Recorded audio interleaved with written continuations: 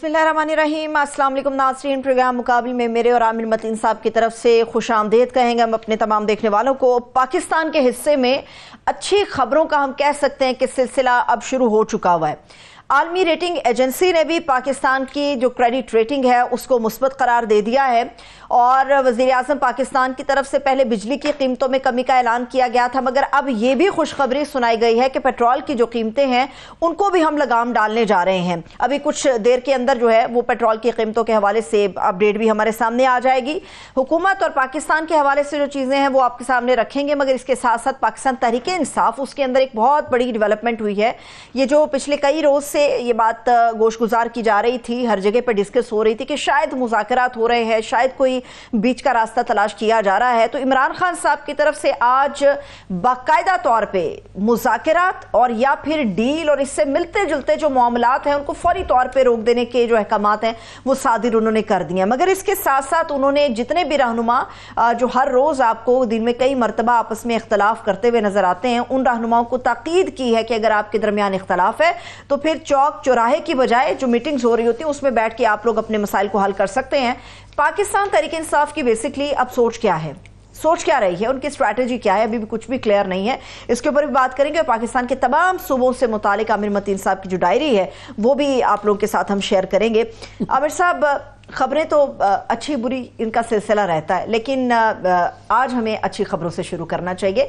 पाकिस्तान के लिए बेहतरी की खबरें आज प्राइम मिनिस्टर ऑफ पाकिस्तान की तरफ से मिली हैं हमें। आपने इब्तदाइया तो शुरू कहा था कि जी आज अच्छी खबरें ही, अच्छी खबरों से बिल्कुल आपकी फरमाइश पे अच्छी खबरों से ही शुरू करते हैं।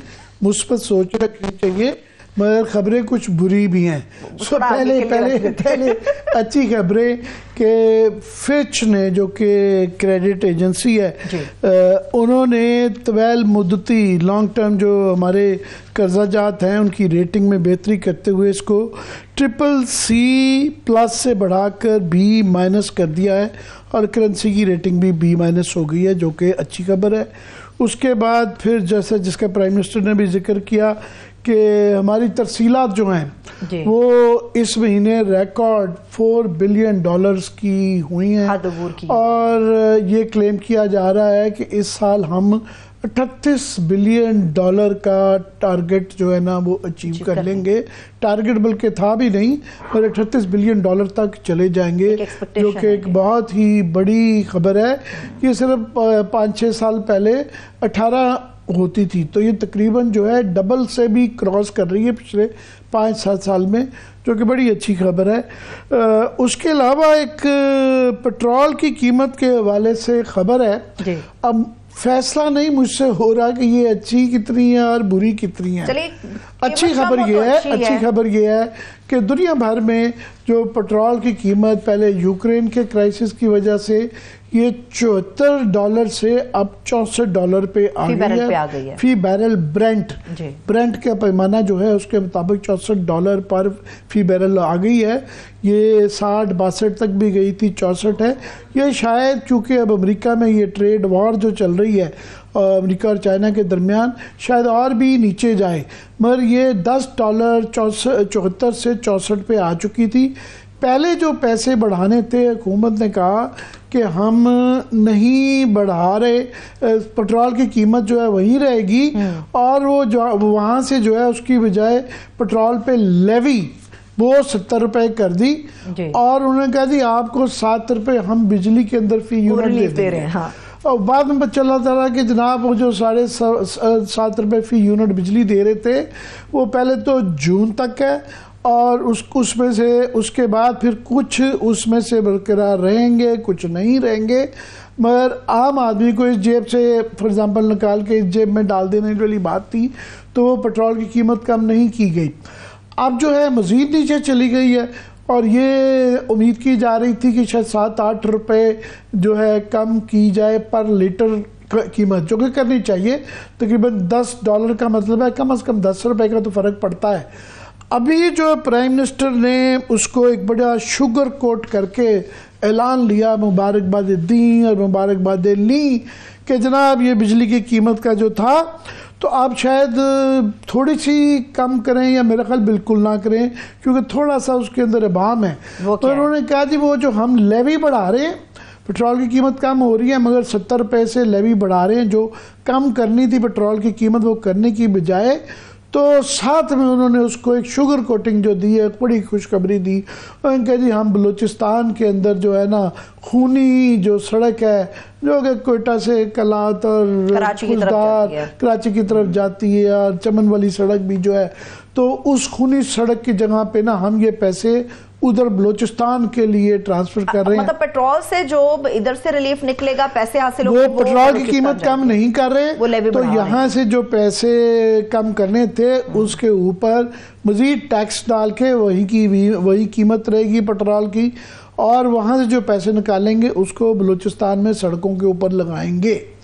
अब जाहिर है बलूचिस्तान के ऊपर लग रहे हैं, बलूचिस्तान की महरूमियाँ हैं, बलूचिस्तान के कोई भी खबर आए कि जी वहाँ पे तो उस पर कौन एतराज़ कर सकता है। इस वक्त वैसे ही बलूचिस्तान के अंदर एक पॉलिटिकल क्राइसिस चल रहा है, वहाँ लखपास पे आज 19वां दिन है और कुछ बुरी खबरें वायलेंस के हवाले से भी आई, कदू का वाक़यात भी हो रहे हैं, मस्तूंग में हुआ है, कोलू में हुआ है, तो जाहिर है एक फील गुड फैक्टर भी आता है कि हम देखें बलूचिस्तान के लिए कर रहे हैं। मगर सवाल ये है कि मुझे इस पे शक पड़ता है कि इनका एक टैक्सेस का एक शॉर्टफॉल आ रही थी, कोई एक तकरीबन 400-450 बिलियन डॉलर के ना इनके टैक्सेस की कमी थी, और इन्होंने IMF से कहा था जी, उन्होंने कहा जी इसको तो पूरा करें ना, आपने जो टारगेट दिया हुआ था 13,000 अरब रुपया इकट्ठा करने का, तो कोई 600 ओवरऑल साल के भी कुछ महीने रहते हैं, तो 400 के करीब जो है ना 400 बिलियन डॉलर के करीब वो शॉर्टफॉल हो गई भी थी,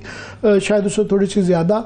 तो वो जो है पेट्रोल में जो कीमत कमी है ये उससे पूरा कर रहे हैं।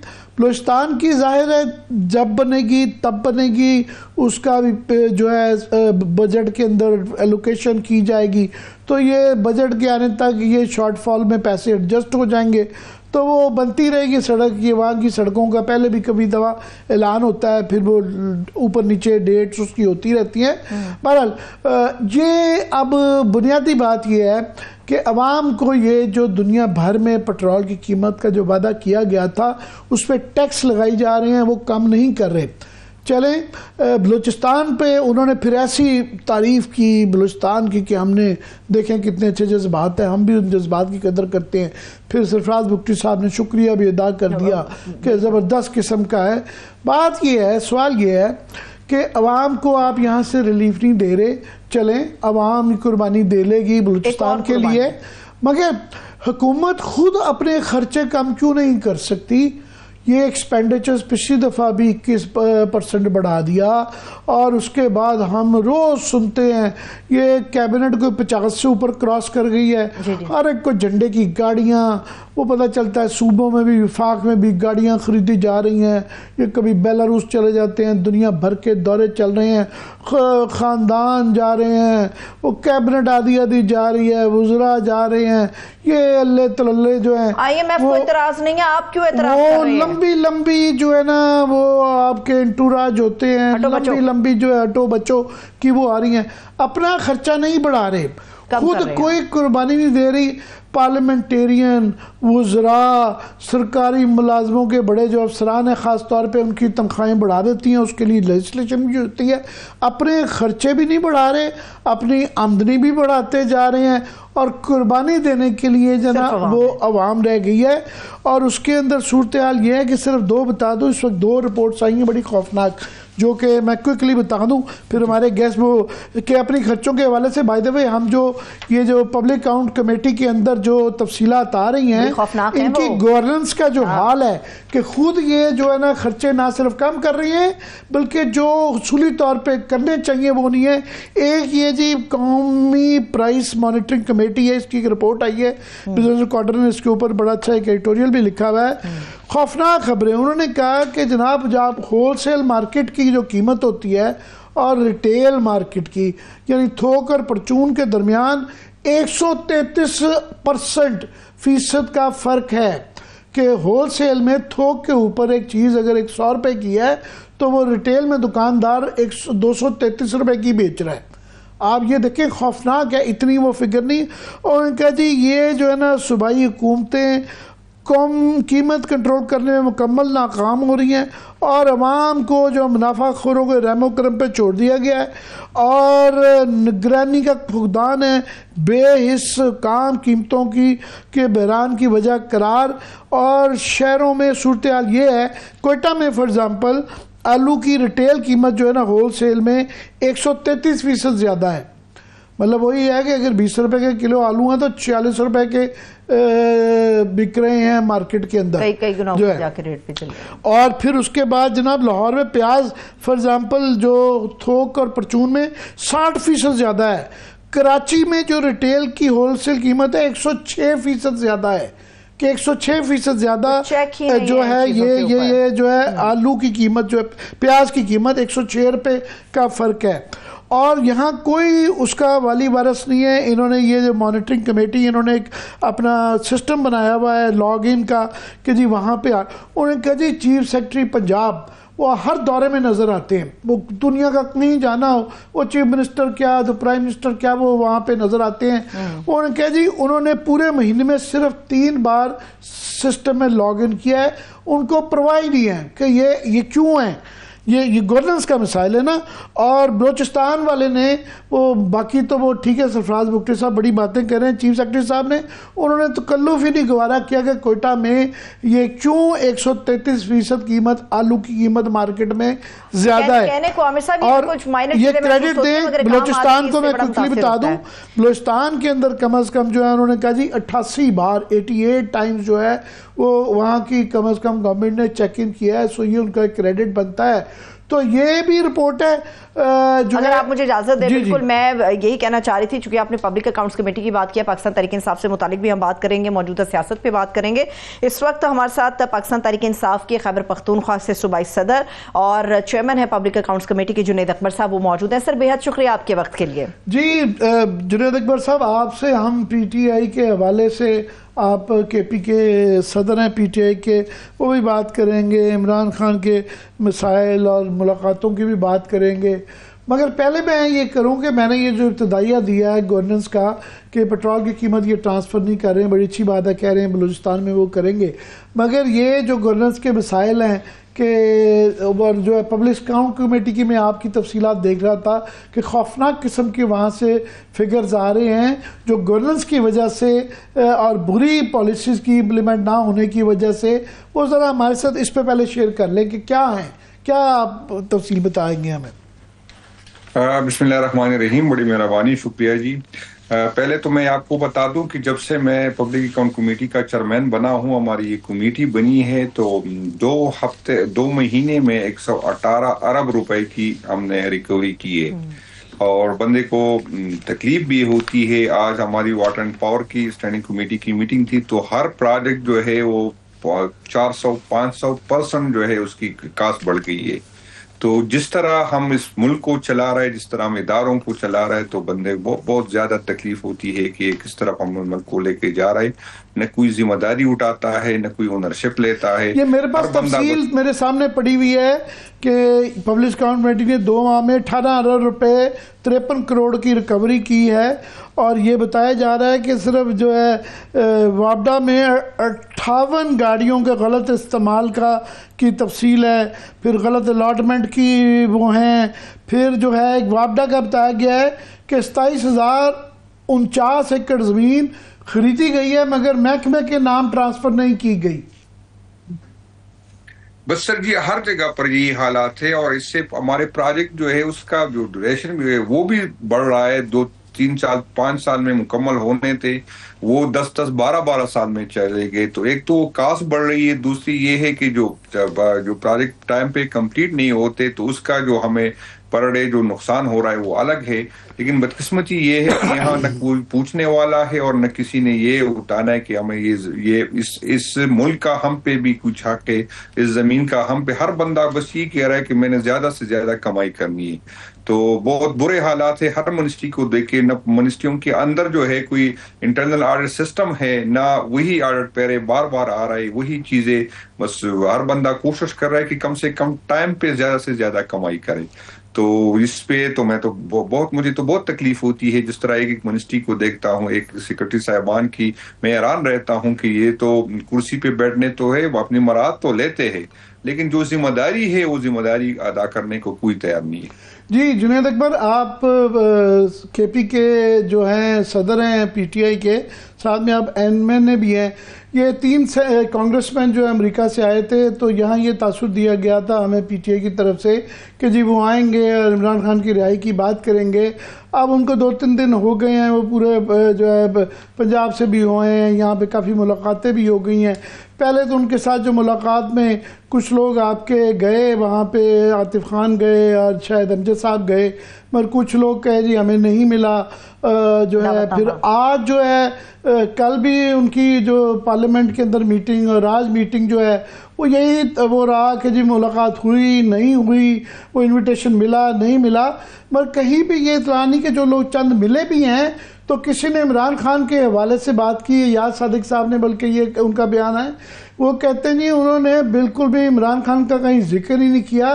वो पाकिस्तान और अमेरिका के हवाले से जो बामी मुलाकात है उसके लिए आए थे, उनका इमरान खान से कोई ताल्लुक दूर दूर तक नहीं था।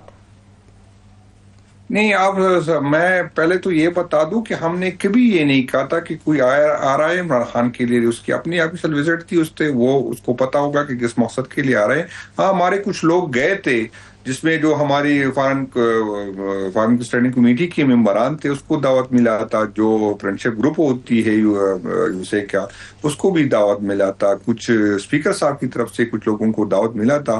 लेकिन जहां तक मुझे पता चला तो वो एक डिनर के हद से आगे मेरा नहीं ख्याल कि किसी से कोई बातें हुई है या किसी की मुलाकात हुई है या किसी पाकिस्तान के मुतालिक या इमरान खान के मुतालिक या मैंने नहीं ख्याल कि इसी कोई बात। आपके वर्कर ये सोशल मीडिया के ऊपर ये शिकायत कर रहे थे कि जो लोग मिले हैं आतिफ खान जैसे या पार्लियामेंट में भी जब वो आए हैं तो उनसे आप लोगों को मिलके इमरान खान या पार्टी के मसाइल के हवाले से बात करनी चाहिए थी, क्यों नहीं की?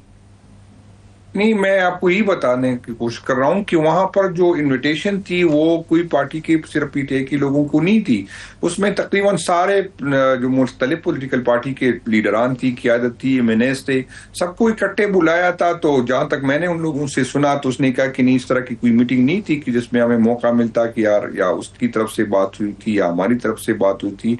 क्योंकि एमबीसी की तरफ से एक इन्विटेशन आई थी, तो एमबीसी की फ्रेंडशिप ग्रुप में जो भी होता है इस तरह के यूएसए के एम्बेसी के अलावा भी और भी एम्बेसियों की तरफ से जिस इन्विटेशन आती है तो लोग जाते हैं।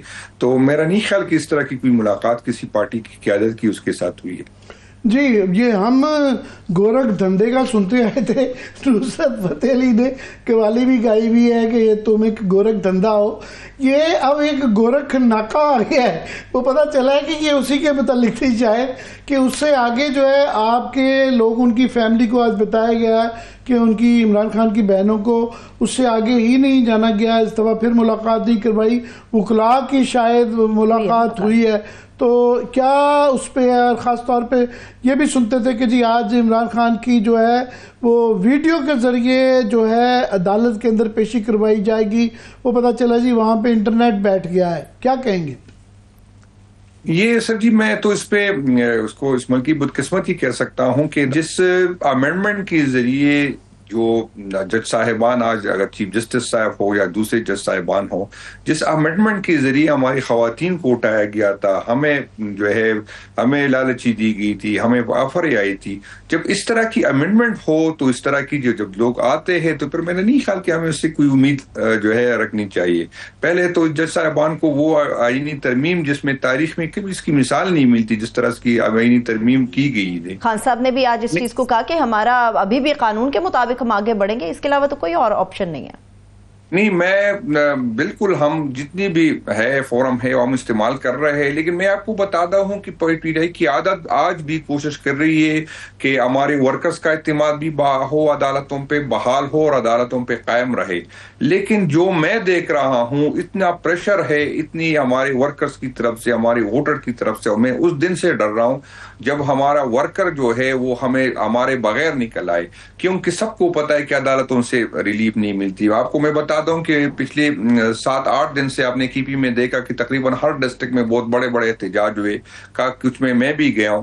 तो हम भी इस तरह की, जब आपके पास कोई ऑप्शन नहीं रहता, जब मैं उस दिन जो खान साहब से मुलाकात हमारी हो रही थी, मैं पहले पिछले हफ्ते 17-18 हफ्तों से रोजाना जा रहा हूँ। खान साहब बुलाते हैं अदालत के हुक्म पे, और आखिरी दफा जब हम गए थे तो 3 रुकनी बेंच ने पैसा, जिसमें सिटिंग चीफ जस्टिस साहब है, जो एक्टिंग चीफ जस्टिस साहब है, उसने फैसला दिया था। इसके बावजूद हमें नहीं मिलाया गया। जुनैद अकबर साहब, इसके बावजूद आपके पार्टी के, जिस तरह आजम स्वाति साहब ने, उन्होंने कहा जी मैं वो मिल के आए कि जी ना बातचीत की वो।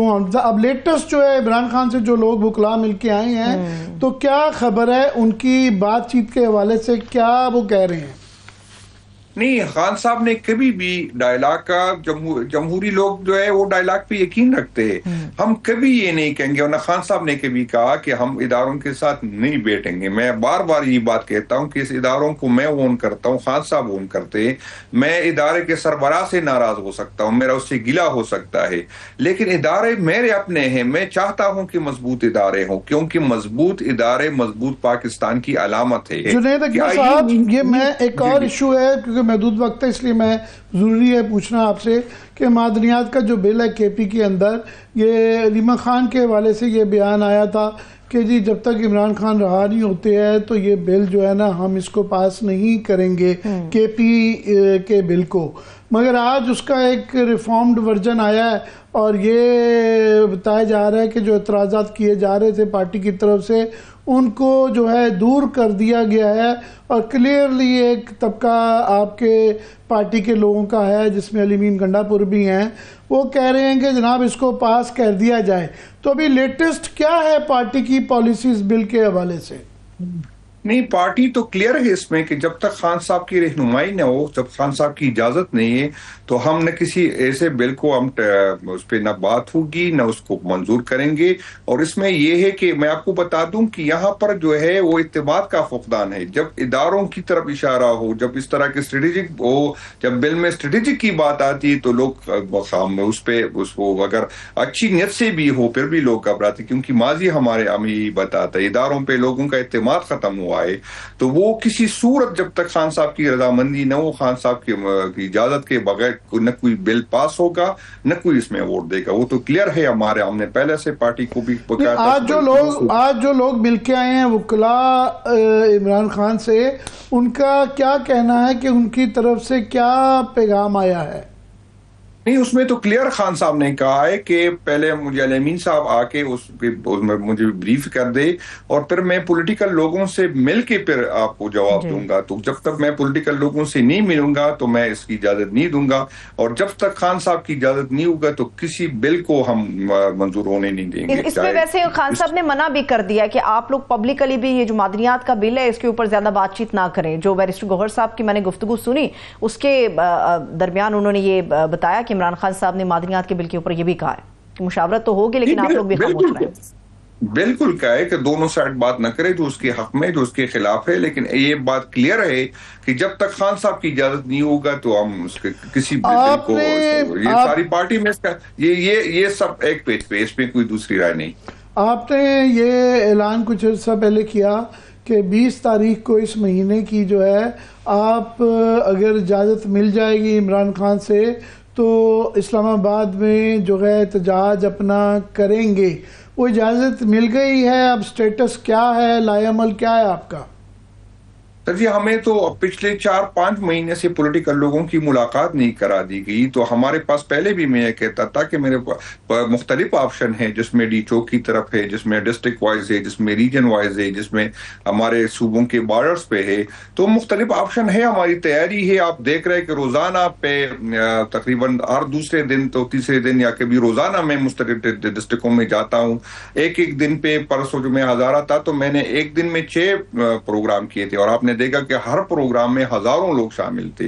तो लोग पहले से ज्यादा चार थे, पहले से ज्यादा वकला जो मिलके आए हैं, उन्होंने उनसे नहीं पूछा, इसके मुतालिक गो अहेड नहीं लिया? नहीं, असल में वो उसका खान साहब ने यही कहा कि जब पॉलिटिकल लोग आएंगे तो उसे जब हमें उसकी तक रसाई होगी, जब हमें पता चलेगा, और जब हम मैंने पहले चलो, कल भी आपके मैंने मुकलाम में बात की, गौहर खान की मुलाकात हुई, उसके बाद अली जफर की मुलाकात हुई, वो पॉलिटिकल लोग ही हैं, चेयरमैन है आपकी पार्टी के। नहीं, हमारी असल में हमारा ये है कि जो पॉलिटिकल जो खान साहब की हर दफा जो 6 बंदों की नाम देते हैं, जब हमारी मुलाकात हो जाएगी, और मैं रियासत को, रियासती इदारों को ये खबरदार करना चाहता हूं कि अगर आप लोग ये समझ रहे हैं कि खान साहब से हमारी न मुलाकात करके तो हम न हमने अगर एक हद तक हम गुजारा करेंगे, इंतजार करेंगे, अगर नहीं हुआ तो फिर हम खान साहब की इजाजत के बगैर फिर हम एहतजाज पे अभी तो जुमेरात का दिन भी जुनैद अकबर साहब बताया जा रहा है कि इमरान खान साहब की बहनें उनसे मुलाकात करेंगी तो हो सकता है कोई डेवलपमेंट हो जाए। सर, मेरा सवाल आपके लिए ये था कि 15 अप्रैल की तारीख मुकर्रर की गई थी कि जो एक अपोजिशन का अलायंस बनेगा उसमें JUI फे की क्या राय होगी। आज उनकी जो शूरा का इजलास होना था, मौलाना साहब ने कोई फैसला पाकिस्तान तहरीक इंसाफ के लिए सुनाना था कि आया वो इस अलायंस का हिस्सा बन रहे या नहीं बन रहे। तो आज का दिन तो गुजर गया, कोई इत्तलात है कि JUI फे आपके साथ चलेगी या वो अपना रास्ता अलग रखेंगे? नहीं, हमारी GOIP के साथ हमारी टीम मीटिंग हो रही है, और हमारे उस पे GOI की कुछ, क्योंकि आप माजी में हमारी काफी एक दूसरे से थे, फासले बहुत ज्यादा थे, तो इतना आसान नहीं था कि हम इकट्ठे बैठे, तो उसमें टाइम लगता है। GOI की हमसे कुछ तहफुजात है, हमारी GOI की सब तरफ से कुछ तहफुजात है, उस पर हमने सब कमेटी बनाई है और एक दूसरे से अपने तहफुजात जो है इसका इजहार किया है। तो जब पॉलिटिकल लोग मिलेंगे खान साहब को, उसकी शिकायत जो हमसे तहफुजात है उसको पहुंचाएगी, उसकी जो हमसे है वो हमने उसको पहुंचाइए। तो हमारी यही ख्वाहिश है कि हम तमाम जो अपोजिशन की पार्टियां हैं उसको इकट्ठे लेके आगे बढ़े, लेकिन ये हमारी जरूरत नहीं है। ख्वाहिश जरूर हो सकती है कि हम सारे अपोजिशन की पार्टी इकट्ठे जाए, लेकिन हमारी अपनी स्ट्रेंथ इतनी है, हमारी अपनी तैयारी इतनी है कि बगैर GOI के हम जो है एहतजाज भी कर सकते हैं, हुकूमत को टफ टाइम दे सकते हैं। मतलब बहुत बहुत शुक्रिया आपका जुनैद अकबर साहब, हमारे thank you so much. JUI फे के साथ चलना पाकिस्तान तहरीक इंसाफ की ख्वाहिश जरूर हो सकती है मगर कोई मजबूरी नहीं है। आमिर साहब, एक ब्रेक की तरफ चलते हैं। जुनैद अकबर साहब हमारे साथ मौजूद है, एक छोटा सा ब्रेक ले लेते हैं, ब्रेक से वापस आएंगे तो फिर लीगल मामलात की तरफ बढ़ेंगे और जो पाकिस्तान के सूबे हैं उनकी जो डायरी आमिर साहब की जुबानी आप लोगों तक पहुंचाएंगे। Stay with us.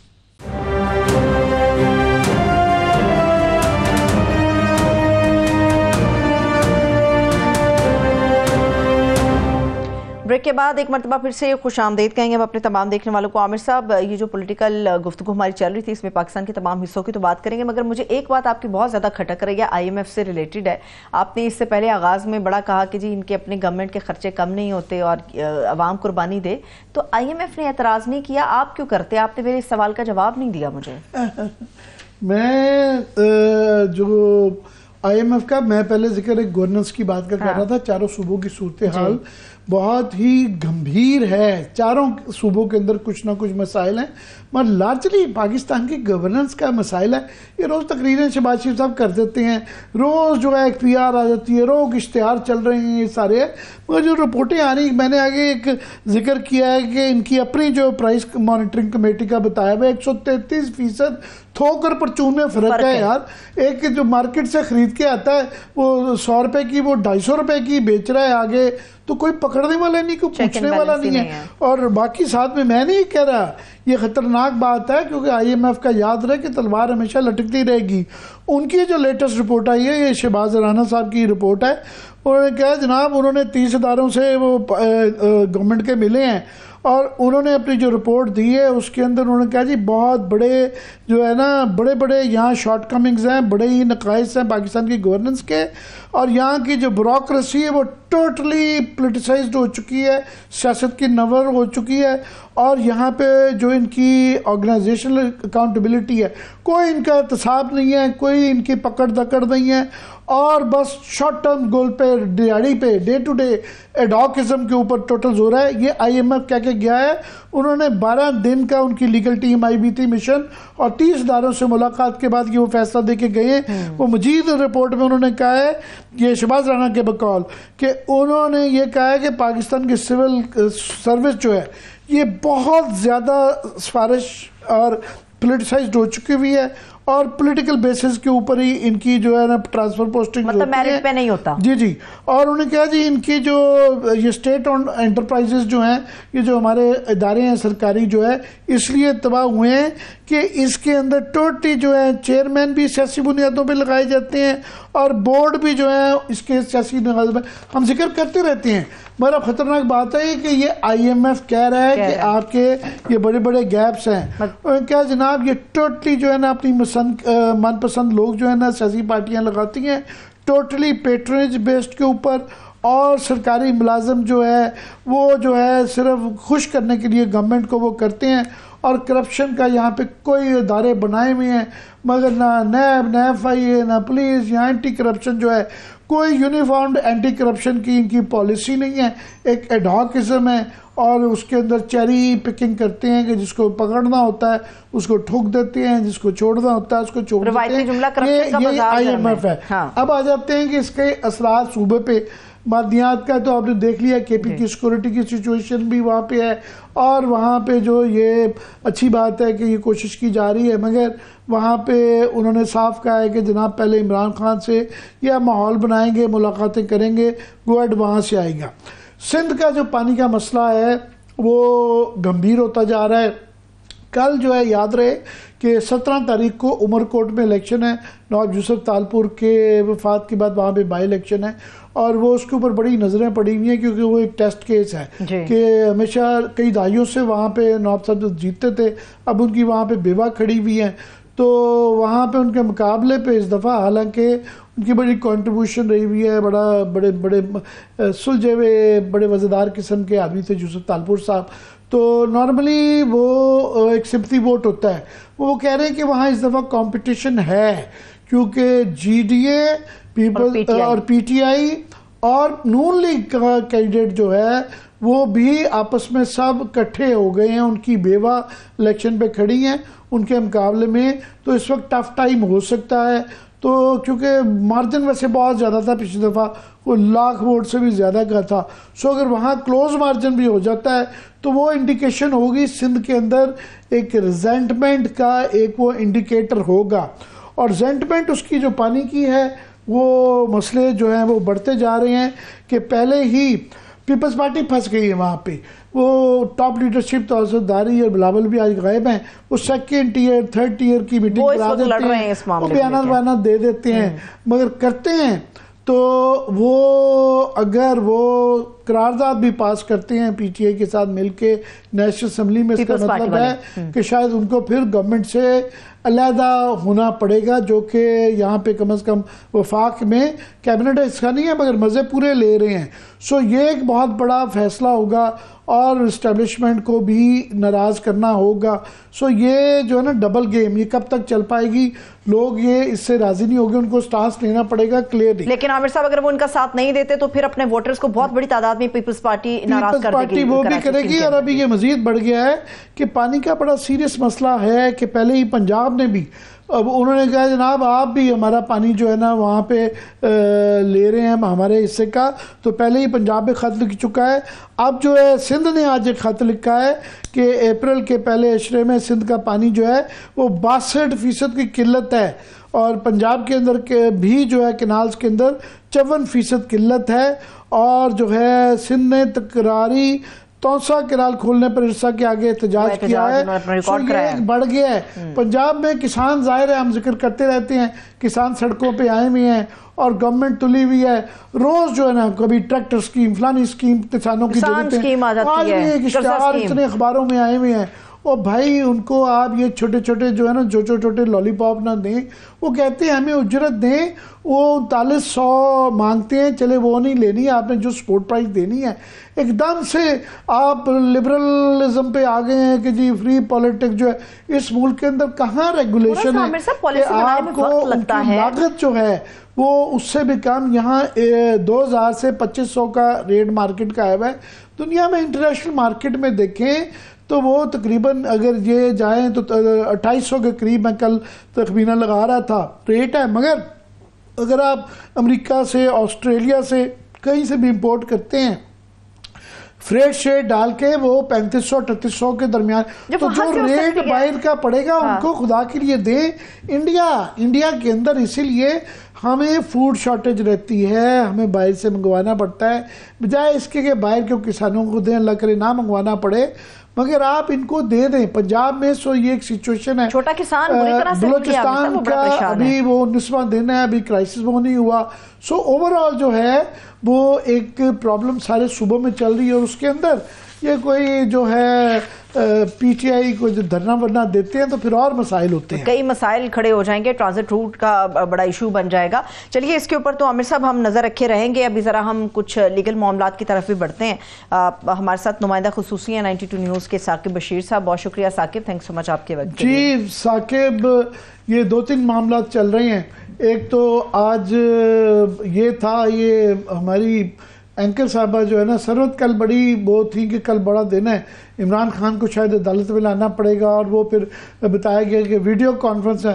वो कहा जी वहाँ का जो है वीडियो ही काम नहीं कर रहा, और गोरख धंधे से आगे जो है ना इमरान खान की बहनें नहीं जा सकी। सॉरी, गोरख नाका, गोरख नाका। जी जी जी जी, वो जो जिस केस के हवाले से आमिर साहब बात, ये मेरे ख्याल में एक बड़ा ही एक दिलचस्प और गैर मामूली केस जो है वो बन चुका है। ये अक्टूबर 2023 से लेकर आज अप्रैल 2025 तक इस्लामाबाद की सेशन कोर्ट ये कोशिश कर रही है, और गाए बगाए वो ऑर्डर्स करते हैं प्रोड्यूस करें, कभी वीडियो लिंक के जरिए पेश करें, कभी उनकी हाजिरी के लिए। तरीकाकार ये होता है कि एक दफा उनकी अटेंडेंस होनी है, तो अक्टूबर, नवंबर, दिसंबर 2023, फिर 1 साल वो गुजर गया, अब 3-4 माह ये गुजर गए, तो ये 20-22 माह हो गए हैं। तो इतना टाइम गुजर गया, अभी तक सिर्फ इमरान खान साहब की जेल से अटेंडेंस नहीं हो सकी, और जो सेशन कोर्ट है हमारी, उनकी जानिब से भी बड़े सख्त कोई ऑर्डर्स नहीं आते कि एक अटेंडेंस होती और केस का फैसला हो जाता। तो उसी तरह की आज की सिचुएशन थी, और वो हमेशा से यही कहते हैं कि इंटरनेट खराब है। मुझे याद है कि सुप्रीम कोर्ट ऑफ पाकिस्तान में जब ऑर्डर हुआ था कि उनको प्रोड्यूस किया जाए, वहां पे उन्होंने बात भी की थी, काफी टाइम लगा, और वहां एक भी मर्तबा तातुल नहीं आया था वहां पे। साकिब लगता है डियाला के आसपास कहीं बैठे हुए तातुल आ गया। तातुल नहीं आया, मैं ये कहीं लगता है, मुझे शक पड़ता है गोरख इलाके के पास आसपास कहीं बैठे हुए, वहां पे सिग्नल नहीं आता। कोशिश करें, लेकिन आमिर साहब अगर कोशिश की जाती तो खान साहब को प्रोड्यूस किया जा सकता था। बिल्कुल साकिब ने दुरुस्त मिसाल दी। सुप्रीम कोर्ट ऑफ पाकिस्तान में जब फायजिसा साहब ने कहा था कि लाया जाए तो वो आ गए। अच्छा, साकिब बशीर साहब हमारे साथ हैं। जी साकिब साहब, ये गोरख नाके से जरा इधर हो जाए ताकि आपका कनेक्शन बेहतर रहे। बिल्कुल, ये भी बड़ी अजीब सी सिचुएशन, जिस तरह हम एक सेशन कोर्ट बात कर रहे हैं, अब ये मामला हाई कोर्ट का है कि जहां पे अलीमा खान, जिनकी जो फैमिली है, मतलब जो उनकी फैमिली है इमरान खान साहब की, वो तो जेल ऑर्डर ना भी हो, जेल रूल्स के मुताबिक उनको नहीं रोक सकते, लेकिन 20 मार्च से उनको जो इजाजत नहीं दी जा रही, आज भी उनको रोका गया। और जिस तरह की तज़हीक अमेज तरीका अपनाया जा रहा है इमरान खान साहब की फैमिली के साथ, बड़ा हैरान हो रहा था मैं कि वज़ीर आला पंजाब मरियम नवाज साहिबा खुद खातून है और खुद जेल में भी नहीं है, उनको कम से कम इस मामले को देखना चाहिए कि उनके मातहत एक जेल है, वो किस किस्म का रवैया इमरान खान साहब की फैमिली के साथ रखे हुए है। और फिर जो ऑर्डर की बात है कि इस सेशन कोर्ट का ऑर्डर भी उसको पैरवी अमल नहीं हो रहा उस पर, और इस्लामाबाद हाई कोर्ट का 23 मार्च का ऑर्डर है, लार्जर बेंच का, 3 जजेस ने ऑर्डर किया कि आपने मंगल वाले दिन फैमिली और वकला की और जुमरात वाले दिन उनकी लीडरशिप की मुलाकात करानी है।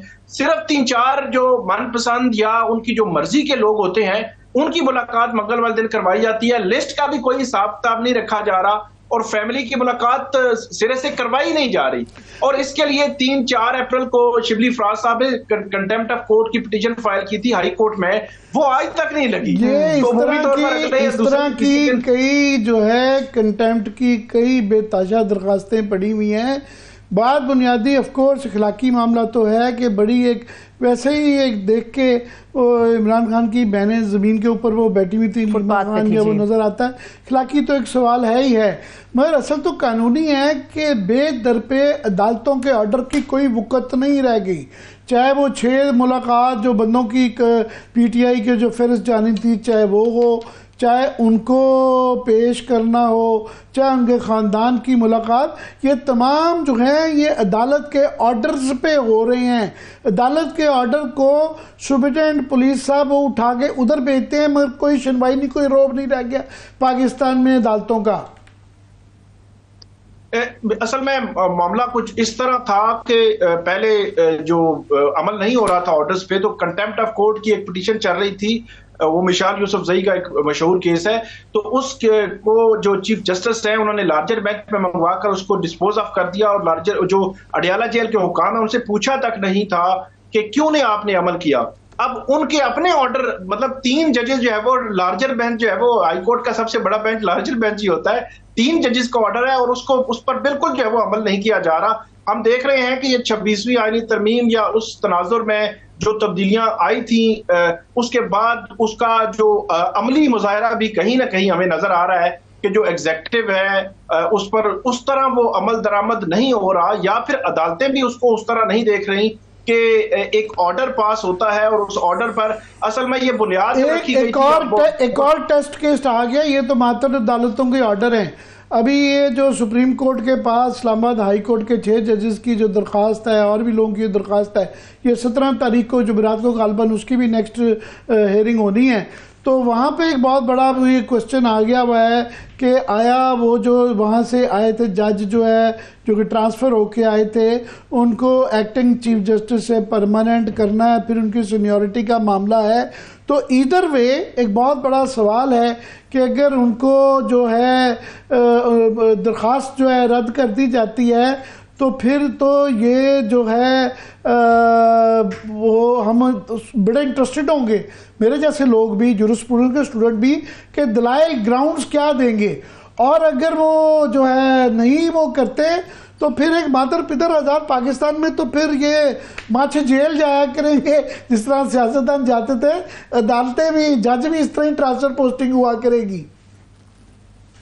जी बिल्कुल अमर साहब, आपने बिल्कुल दुरुस्त कहा कि ये जो हम अभी पिछले 2-3 केसेस की हमने बात की कि सिचुएशन किस तरफ जा रही है। अगर ये दरख्वास्त जो है वो 5 जजेस की सुप्रीम कोर्ट से आईनी बेंच से 17 अप्रैल को या आगे चलकर ये खारिज होती है और सुप्रीम कोर्ट नहीं मानती, वो कहते हैं ट्रांसफर ठीक हुई है बगैर हल्फ के और उनको वो सीनियरिटी भी उन्हीं को मिलेगी जो किसी और जो है वो हाई कोर्ट से आए हैं, तो फिर तो एक मेरा ख्याल है पूरा एक पंडोरा बॉक्स खुल जाएगा कि फिर तो पूरी हाई कोर्ट्स में फिर रोटेशन ही चलती रहेगी कि एक से दूसरी, दूसरी से तीसरी, तीसरी से चौथी हाई कोर्ट में लोग जो जजेस हैं वो रोटेशन में आते रहेंगे। और उसमें खास तौर पर जो एग्जेक्टिव के हाथ में ये सारी चीज जब आती है तो एग्जेक्टिव फिर अपने मनपसंद जो होते हैं या वो समझते हैं कि ये हमारे फेवरेबल होंगे, फिर उनको ही वो रोटेट करते हैं। ऐसे जो इंडिपेंडेंट जजेस हैं उनको जो है वो नहीं किया जाता। और सबसे बड़ा जो सवाल है इस सारे सिनेरियो में वो जुडिशरी की इंडिपेंडेंस का है कि वो कंप्रोमाइज हो रही है, और वो अगर कंप्रोमाइज होगी तो अदलिया पर जो एतमाद है आम आवाम का, पब्लिक का, उसको ठेस पहुंचेगी और निजाम जो है वो पूरा जो है वो जुडिशरी उस पर एग्जेक्टिव का कंट्रोल पहले ही बहुत ज्यादा बढ़ चुका है 26वीं आईनी तरमीम के बाद, तो मजीद उसमें जो है वो वसअत आएगी। तो 17 अप्रैल का दिन बड़ा अहमियत का हामिल है कि सुप्रीम कोर्ट ने उसमें देखना है कि अगर किसी और हाई कोर्ट से किसी जज को लाते हैं तो उसकी सीनियरिटी कैसे डिटरमिन होगी, और अगर किसी लाहौर हाई कोर्ट या सिंध हाई कोर्ट के जज ने वहां की हाई कोर्ट का हलफ उठाया हुआ है नाम लेकर कि मैं सिंध हाई कोर्ट का हलफ उठाता हूं, या ये बड़ी अहम बात है कि हल्फ के अंदर जिक्र होता है कि मैं Lahore high court, Sindh high court या इस्लामाबाद हाई कोर्ट के जज का हल्फ लेता हूं, तो ट्रांसफर तो हो सकती है वो टेम्परेरी जो है, मगर नई अदालत में जाए वो ओथ चल रहा हो लाहौर हाई कोर्ट का, इस्लामाबाद में आपकी ट्रांसफर हो जाती है और इस्लामाबाद का आप हाई कोर्ट का परमानेंट जो है चीफ जस्टिस भी बन जाते हैं, जज तो छोड़ें, और आप उसका ओथ भी नहीं लेते। तो ये क्वेश्चन तो है, मैं बड़ा इंटरेस्टेड होगा अगर ये फॉर एग्जांपल इसको रद्द करते हैं तो दलाइल क्या होंगे जज साहब के? इसमें जो दलाइल हैं बुनियादी तौर पर तो जो एक तरफ के दलाइल तो वो सारे हमारे सामने आ चुके हैं कि हलफ के हवाले से खास तौर पर कि वो नया हलफ लेंगे। अगर वो नया हलफ लेते हैं कि उनकी सीनियरिटी फिर जो है वो एंड से शुरू होगी, अगर 10 जज यहाँ पे ऑलरेडी थे तो वो 11वें नंबर पर आएंगे, तो अगर वो हलफ नहीं लेते तो वो पहले नंबर पर आ चुके हैं, और उनका डिफेंस यही है कि आर्टिकल 200 के तहत उनको उनकी ट्रांसफर जो है वो सदर मुमलिकत कर सकते हैं। और उन्होंने जो हलफ लिया था, जब उनकी कंफर्मेशन हुई थी, पहले एडिशनल जज फिर कंफर्म जब हुए थे लाहौर हाई कोर्ट के, तो उनकी सीनियरिटी वहीं से होगी, और नई हाई कोर्ट में आकर उन्होंने हलफ नहीं लेना। जो उनका डिफेंस है 3 जजेस को भी, क्योंकि कायम कम चीफ जस्टिस खादम हुसैन सुमर और जस्टिस मोहम्मद आसिफ, उनको भी नोटिस हुए, उन्होंने भी आके जो है वो डिफेंस अपना जो है डिफेंस लेना है। ओवरऑल अगर देखा जाए विद इन जुडिशरी जो एक डिस्कशन है, ये हुकूमत का केस बिल्कुल भी किसी तरह मजबूत नहीं है। जिस तरह उन्होंने पोर्ट्रे किया, जिस तरह उन्होंने सारा इतनी तेजी में जल्दी में ये सारा कुछ किया है, लेकिन अब देखना यह है कि क्या वो आईनी बेंच वो इस मामले को किस तरह देखता है और किस तरह लेकर चलता है। मैं लास्ट 1.5-2 मिनट है हमारे पास, क्विकली। कल जो है ये जो 9 मई के केस हैं उसकी समाअत है, चीफ जस्टिस साहब खुद कर रहे हैं, और दरमियान में अभी पेंडिंग है, मिलिट्री कोर्ट वाला फैसला आया नहीं है। तो अब ये है कि एंड चिकन के पहले ये हो पाएगा और क्या फैसला होता है, या उधर से आएगा? क्विकली ऐसे लगता है कि ये तो चीफ जैसे याह्या अफरीदी साहब ये तय कर चुके हैं, चाहे जाए कि कल जो है वो फवाद चौधरी साहब या दीगर वकील कोई उनको कन्विंस कर ले, वो तय कर चुके हैं कि 4 माह में ही ट्रायल होगा। जो मिलिट्री कोर्ट्स वाला मामला है वो केस भी बहुत बिल्कुल एंड पे पहुंच चुका है, लेकिन उससे पहले ये डायरेक्शन हो जाएगी, फिर मिलिट्री कोर्ट्स का फैसला जो वो आएगा। अच्छा, तो इसका मतलब ये है कि ये 4 महीने तक ये बात जा रही है, मगर ये है कि चीफ जस्टिस साहब के लिए भी इस फैसले को देखने के अंदर वो भी इम्तिहान में है, क्योंकि अभी तक भी उनके हाथ भी कोई बड़ा केस का अभी तक फैसला उन्होंने भी नहीं किया, आईनी बेंच को तो छोड़ें। जी बिल्कुल, कल के जो केसेस लगे हुए हैं उसमें इमरान खान साहब का केस है, शहरयार अफरीदी का केस है, एजाज चौधरी का केस परसों लगा हुआ है। अगले 2 दिन 9 मई के केसेस के हवाले से सुप्रीम कोर्ट में इंपॉर्टेंट है। अगर तो पीटीआई के वकला उनको कन्विंस कर सके, वो जिस पॉइंट पे जा रहे हैं उससे पीछे ला सके, फिर तो कह सकते हैं कि कुछ हो। लेकिन चीफ साहब कहते हैं कि नहीं, पहले 1.5 साल गुजर चुका है, 4 माह में या ट्रायल मुकम्मल करने हैं। अगर सिर्फ एक केस में सिर्फ हवाला आपको दूं, यहाँ पे 118 या 119 जीएचके हमला केस में जो मुल्जमान है और गवाह 105 है, तो हर मुलजम का एक वकील होता है, हर गवाह पे वो अगर जरा करेगा तो कई दिन उसमें लग सकते हैं। ये वैसे देखते हैं कल जो है बड़ी हमारी नजरें सबकी। बहुत बहुत शुक्रिया साकिब। बिल्कुल, बहुत शुक्रिया, थैंक्स सो मच साकिब, बेहद शुक्रिया आपके वक्त के लिए। आमिर साहब आपका शुक्रिया, इजाजत दीजिए, अपना ख्याल रखिए, खुदा हाफिज़।